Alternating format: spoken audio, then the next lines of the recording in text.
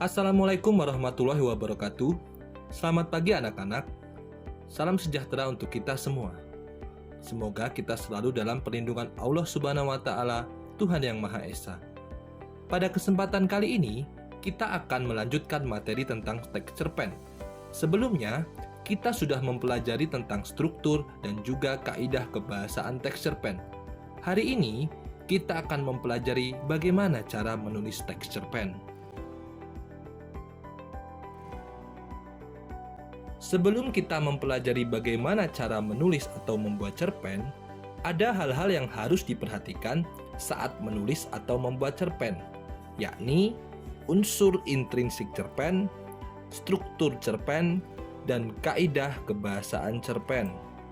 Ketiga hal ini merupakan bagian-bagian yang tidak bisa dipisahkan atau ditinggalkan ketika kita akan menulis atau membuat cerpen.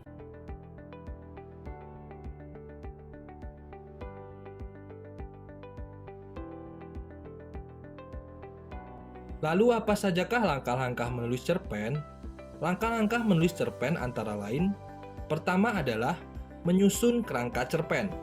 Setelah itu, dari kerangka cerpen yang sudah kita buat, kita kembangkan menjadi sebuah cerpen yang utuh.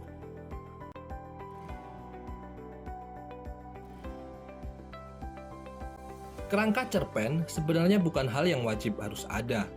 Namun, kerangka sangatlah membantu dan memudahkan kita ketika akan menulis atau membuat sesuatu. Tidak hanya cerpen, tapi juga pidato, artikel, dan lain-lain. Oleh karena itu, tidak ada patokan pasti seperti apa kerangka cerpen itu, bergantung kreativitas kita masing-masing. Pada kesempatan ini, Bapak membagi kerangka cerpen menjadi 4 bagian. Yang pertama ada bagian tema dan judul. Pada saat kita akan menulis sesuatu termasuk cerpen, kita harus memikirkan tema apa yang akan kita angkat dan bercerita tentang apa cerpen kita. Cara kita menentukan tema dan cerita bisa dari pengalaman kita sendiri atau pengalaman orang lain yang kita kenal atau kita tahu. Setelah itu, barulah kita menentukan judul yang tepat untuk cerpen kita. Namun, penentuan judul ini juga tidak harus di awal, boleh nanti ketika cerita kita sudah selesai dibuat. Jadi yang utama adalah tema cerita terlebih dahulu. Adapun contoh-contoh tema pada cerpen antara lain kesetiakawanan, kejujuran, pentingnya pendidikan, dan lain-lain. Sedangkan contoh judul cerpen bisa seperti arti sahabat, janji palsu, impianku, dan lain-lain. Pada kerangka bagian kedua, kita akan menentukan alur, latar, sudut pandang, dan juga penokohan pada cerpen kita. Alur yang digunakan pada cerpen bisa alur maju, mundur, maupun alur campuran. Sedangkan latar yang digunakan pada cerpen dibagi menjadi 3 latar, yakni latar tempat, waktu, maupun suasana. Latar-latar ini bergantung bagaimana jalan cerita dari cerpen yang kita buat. Jadi, banyak hal dan banyak kemungkinan yang bisa kita gunakan sebagai latar, baik latar tempat, waktu, maupun suasana dalam cerpen. Misal latar tempatnya bisa di sekolah, di rumah, dan lain-lain. Latar waktunya bisa pagi, siang, sore, malam. Sedangkan latar suasananya bisa suasana senang, sedih, khawatir, takut, dan lain-lain.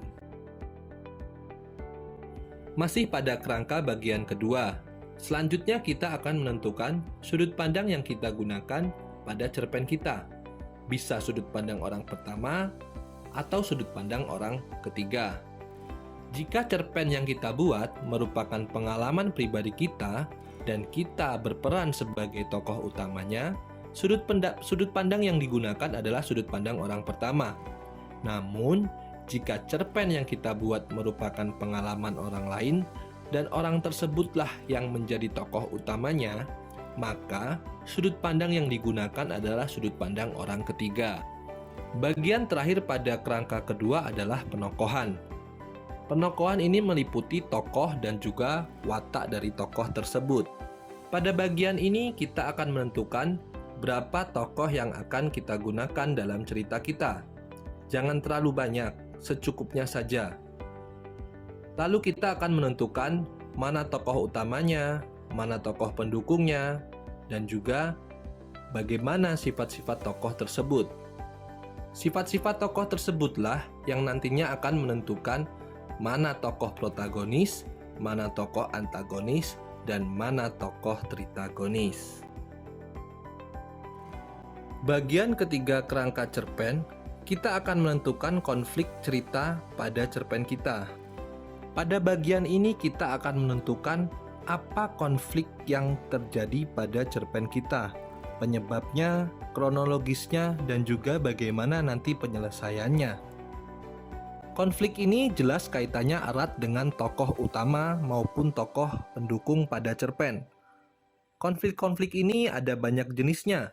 Bisa terjadi karena permusuhan antara teman, salah paham, ataupun suatu keteledoran yang dilakukan oleh tokoh utama sehingga menyebabkan sesuatu yang merugikannya sendiri maupun merugikan orang lain sehingga menciptakan masalah pada hidupnya.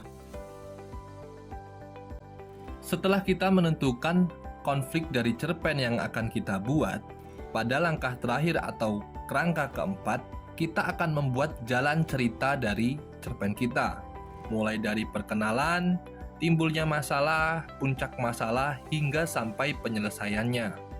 Jalan cerita di sini bukanlah keseluruhan cerita secara lengkap, namun hanya jalan cerita ringkas yang menceritakan seluruh cerita dari awal sampai akhir. Nanti ketika kita akan membuat keseluruhan cerpen, kita akan mengembangkannya dengan kalimat-kalimat baru sehingga menjadi cerpen yang utuh dan jauh lebih menarik.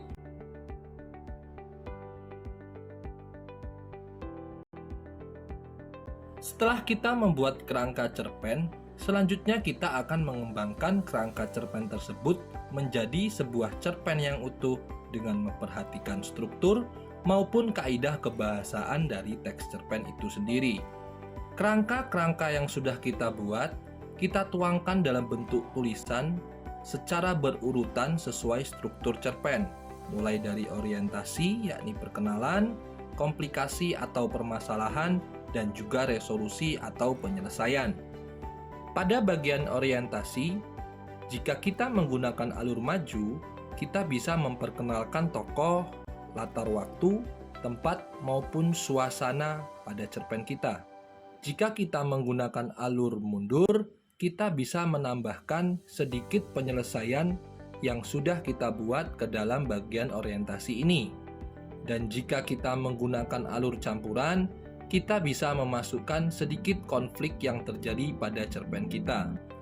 Pada bagian komplikasi, kita bisa menuliskan awal masalah yang timbul pada cerita kita, sampai masalah itu berkembang menjadi semakin besar dan menjadi permasalahan yang harus dipecahkan oleh tokoh maupun tokoh pendukung.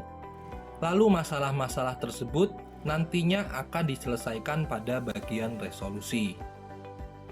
Pada saat menulis cerpen ini, kalian harus memperhatikan kaidah kebahasaan cerpen itu sendiri, seperti majas dan lain sebagainya, untuk memperindah cerita dan juga bahasa yang digunakan, sehingga lebih menarik pembaca dan dapat diterima oleh pembaca. Sekian pembelajaran hari ini. Semoga dapat bermanfaat untuk kalian semua. Sampai jumpa pada video selanjutnya. Selamat pagi. Wassalamualaikum warahmatullahi wabarakatuh.